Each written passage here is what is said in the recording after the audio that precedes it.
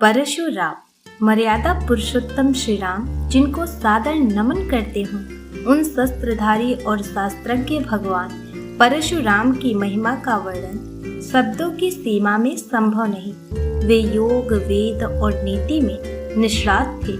तंत्र, कर्म तथा ब्रह्मास्त्र समेत विभिन्न दिव्यास्त्रों के संचालन में भी पारंगत थे, यानी जीवन और आध्यात्म की हर विधा के महारथी।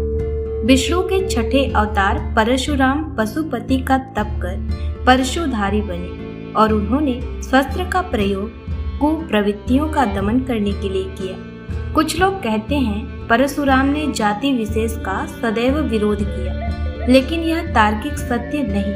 तथ्य तो यह है कि संहार और निर्माण दोनों में कुशल परशुराम जाति नहीं अपितु अवगुण विरोधी थे। गोस्वामी तुलसीदास के शब्दों में, जो खल दंड करहूं नहीं तोरा, भ्रष्ट होय श्रुति मार्ग मोरा की परंपरा का ही उन्होंने भली भांति पालन किया। परशुराम ने ऋषियों के सम्मान की पुनरुत्थापना के लिए शस्त्र उठाए।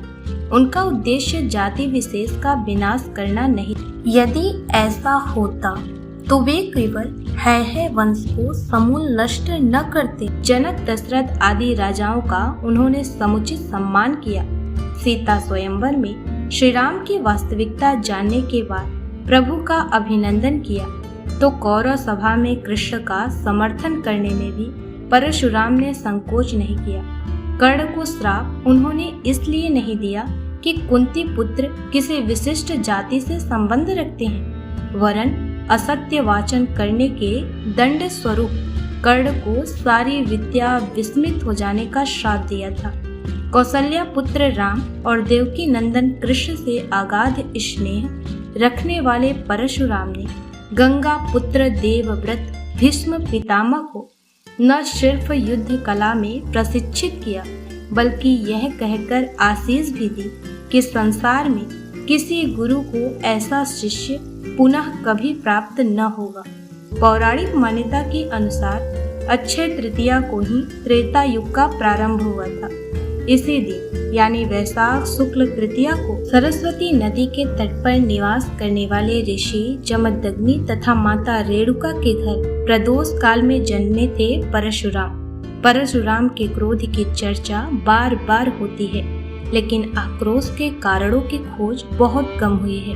परशुराम ने प्रतिकार स्वरूप हयस वंश के कार्तवीर्य अर्जुन की वंशवेल का 21 बार विनाश किया था, क्योंकि कामधेनु गाय का हरण करने के लिए अर्जुन पुत्रों ने ऋषि जमदग्नि की हत्या कर दी थी।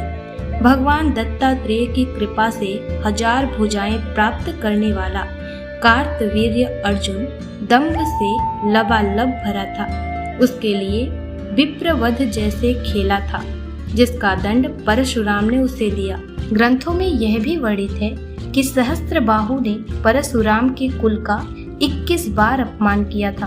परशुराम के लिए पिता की हत्या का समाचार प्रलयातीत था। उनके लिए ऋषि जमदग्नि केवल पिता ही नहीं, ईश्वर भी थे। इतिहास प्रमाण है कि परशुराम ने गंधर्वों के राजा चित्ररथ पर आकर्षित हुई मां रेणुका का पिता का आदेश मिलने पर वध कर दिया था। जमदग्नि ने पितृ आज्ञा का विरोध कर रहे पुत्रों रुक्मवान, सुखेड़, वसु तथा विश्वानस को जड़ होने का श्राप दिया, लेकिन बाद में परशुराम के अनुरोध पर उन्होंने दयावश पत्नी और पुत्रों को पुनर्जीवित कर दिया। पशुपति भक्त परशुराम ने श्री राम पर भी क्रोध इसलिए व्यक्त किया क्योंकि अयोध्या नरेश ने शिव धनुष तोड़ दिया था। वाल्मीकि रामायण के बाल कांड में संदर्भ है कि भगवान परशुराम ने वैष्णव धनुष पर सरसंधान करने के लिए श्री राम को कहा। जब वे इसमें सफल हुए, तब परशुराम ने भी समझ लिया कि विष्णु ने श्री राम स्वरूप धारण किया है। परशुराम के क्रोध का सामना तो गणपति को भी करना पड़ा था। मंगल मूर्ति ने परशुराम को शिव दर्शन से रोक लिया था। रुष्ट परशुराम ने उन पर परशु प्रहार किया, जिससे गणेश का एक दांत नष्ट हो गया और वे एक दंत कहलाए। अश्वत्थामा हनुमान और विभीषण की भांति प्रभु स्वरूप परशुराम के संबंध में भी यह बात मानी जाती है कि वे चिरजीवी हैं।